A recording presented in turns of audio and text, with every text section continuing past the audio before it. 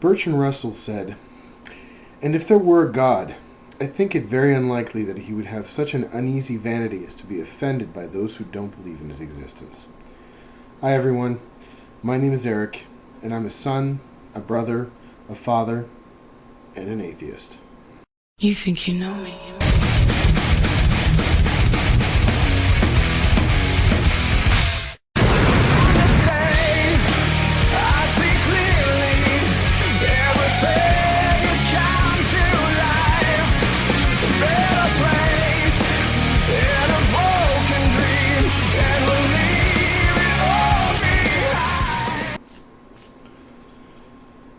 The intro music you just heard is called Metalingus by Alter Bridge, and was the entrance music that Edge, a WWE wrestler that I used to watch all the time, used when he was still wrestling.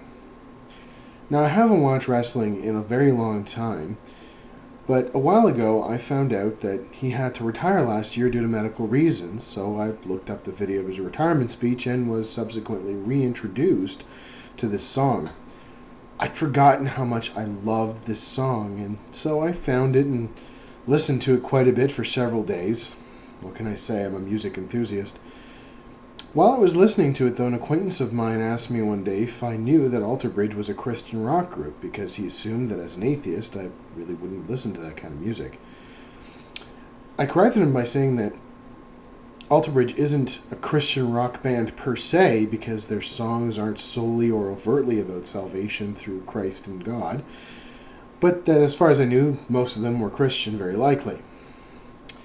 I continued by telling him, though, that the song was probably inspired by their faith, but I could still appreciate it for the talent that it is. To me, the mark of a great songwriter is the ability to take impassioned inspiration and turn it into something that can speak to as wide an audience as possible. By wording it the way that they did, they allow the listener to fill in the blanks with whatever situation they've had in their lives that have made them feel similarly. He then asked me something that I really wasn't expecting. What do you hear when you listen to that song? What situation in your life has brought you to a similar place? I really wasn't sure how to respond since I hadn't really thought about it. I had looked up the lyrics because I do like to sing along sometimes, but really hadn't explored why, aside from the fact that it's a kick-ass kind of song, I liked it so much. I found that more than the melody or the lead singer's voice, I realized the song did kind of speak to me in a way. A few months back, I stumbled on a site called We Are Atheism. It'll be linked below. And their mandate is to bring awareness about atheism and share stories to encourage people to come out as atheists. I knew I wanted to be a part of this, and I've been wanting to make this video for quite a while, but I wasn't sure how to tackle the subject of what atheism meant to me.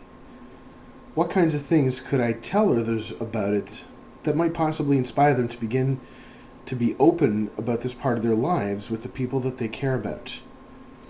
The next time I listened to the song, though, I was taken back to the day that I made a bit of a realization about my atheism.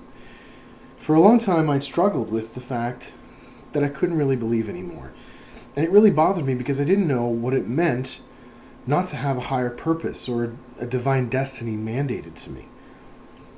But one day, while mulling lots of these things over, I had a bit of an epiphany. I suddenly realized that just because purpose wasn't given to me didn't mean that I couldn't make my own purpose. I realized that since this life is the only thing I know for sure, that it makes sense to try and live it to its fullest, that my path was mine to forge. And while I understood that I certainly wouldn't control every aspect of my life, what I would control is how I react to those things that are beyond my control, and that is what will define my path, my destiny.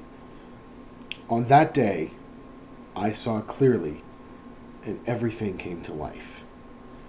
I left behind a world of intolerance to uncertainty and embraced my new path in life. Now, my long journey from sincere believer to atheist was a bumpy one, to be sure. I've been ostracized, I've lost friends, I've had rocky times with family members. But what I realized is that Anyone who can't accept that I have a mind of my own and will forge my own way in this world isn't worth my time and likely has their own issues to deal with, quite honestly. Does it hurt to lose loved ones because of something so seemingly trivial? Absolutely. But if we can't be honest with those we love for fear of losing them, are they really worth keeping in the first place? It's something to think about, anyways. I do encourage any atheist watching this who hasn't done so already to come out of the closet, so to speak. I promise you that while you may lose some people and you may be ostracized, you will find an entire community of like-minded people who understand and who have gone through similar things themselves. And we're here to help in any way that we can. We're here. We don't have faith, so get used to it. I hope you all have rational days.